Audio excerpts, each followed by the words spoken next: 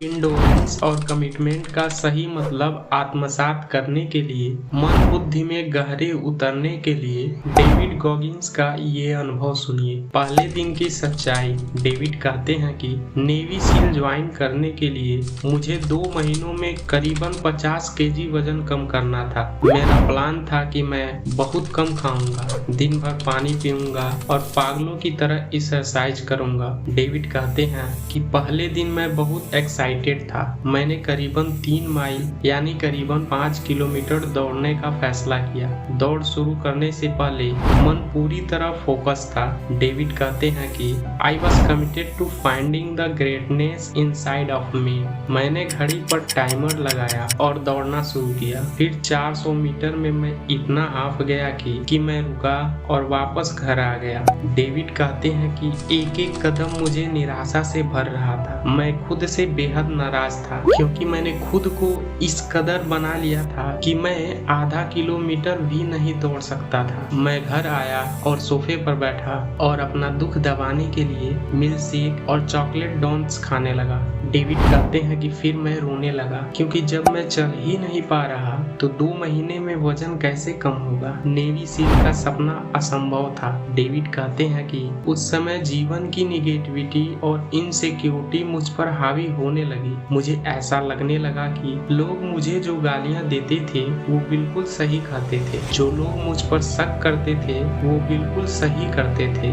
मैं अपना जीवन नहीं बदल पाऊंगा और कुछ नहीं कर पाऊंगा। I was going to be a nobody. मैं बस हार मानने ही वाला था कि मुझे पुरानी रॉकी की कैसेट मिली। मैंने उसे VCR में लगाया और सीधा आखिरी फाइट के आखिरी राउंड पर पहुंचा जहां हीरो रॉकी मार खाता है और नॉकआउट हो जाता है। कोच कहता है कि हार मान लो, तुमने खुद को साबित कर दिया, अब खड़े मत होना। लेकिन रॉकी हार नहीं मानता। रॉकी के दृढ़ संकल्प को देखकर चैंपियन का चैंपियन अपोलो क्रीड भी विचलित हो जाता है। डेविड कहते हैं कि मैंने टीवी बंद की और अपने जीवन के बारे में सोचा। मेरे जीवन में कोई ड्राइव और पैसा नहीं था। डेविड ने महसूस किया कि अगर मैं हर कमी और डर के आगे घुटने टेकता रहूंगा तो मैं जीवन में इनसे पीछा नहीं छुड़ा पाऊंगा। मेरे पास एक ही ऑप्शन था कि जो इमोशंस मुझे दुख दे रहे हैं, मुझे दबा रहे हैं, मैं उन्हीं का उपयोग करके बाहर निकलूं। डेविड कहते हैं कि मैंने मिल्क शेक को डस्टबिन में फेंका, जूते पहने और दोबारा दौड़ने निकला। कुछ ही देर में लंग्स और घुटने में दर्द होने लगा, जैसे किसी ने गर्म चाकू अंदर डाल दिया।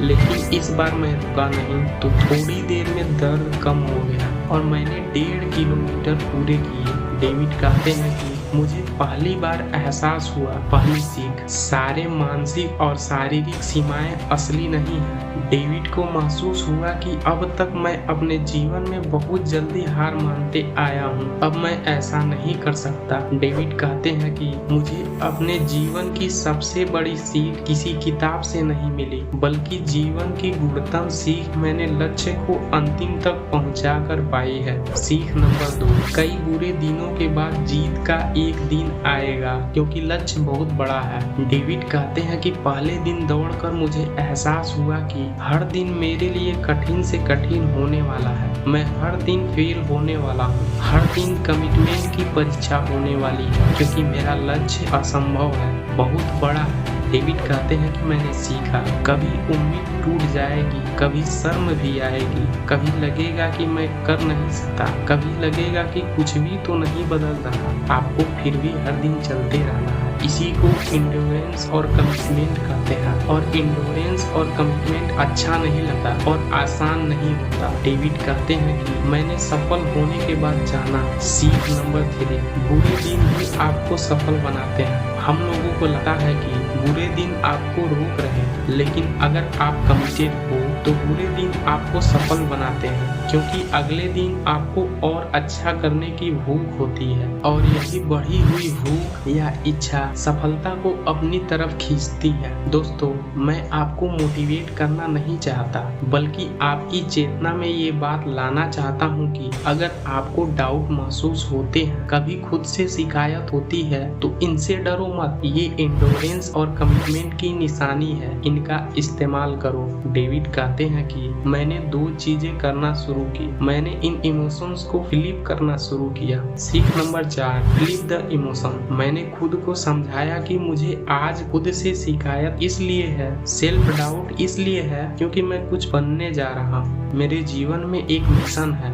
इसलिए मुश्किलें भी हैं। डेविड कहते हैं कि साथ में मैं मेंटर को फोन करता और उसे अपनी ट्रेनिंग और प्रोग्रेस के बारे में बताता। अगली सीख, flip the mistakes into workout. David कहते हैं कि एक वर्कआउट में मुझे टोटल 112 पुलअप्स करने होते थे, लेकिन आखिरी सेट में मैंने 12 की जगह 11 किए क्योंकि मैं बहुत थका हुआ था। मैं घर आ गया लेकिन मुझे खाना नहीं खाया गया। मैं वापस जिम गया और पूरे 112 पुलअप्स किए, फिर आकर चैन की नींद सोया। इसके बाद मैंने अपनी हार को, अपनी गलती को एक लेसन में बदल लिया था, एक बड़ी जीत में बदल लिया था। डेविड कहते हैं कि इसके बाद जब भी मैं खुद को शॉर्टकट लेते हुए पाता तो मैं दोबारा पूरा वर्कआउट करता। दोस्तों, अगर आपने आज 1 घंटा वेस्ट किया है तो अब 1 घंटा की जगह 2 घंटा पढ़ो। आधे घंटे लेट उठे हो तो आज डबल रिवीजन करो। उसी दिन अपनी गलती को वर्कआउट में बदलो। जब कमिटमेंट और इंडोरेंस के बारे में सोचता हूँ तो स्वामी जी का कोट याद आता है। स्वामी विवेकानंद ने कहा है, युद्ध का मैदान बहुत विशाल है लेकिन हम इंच दर इंच करके जीतेंगे। Inch bye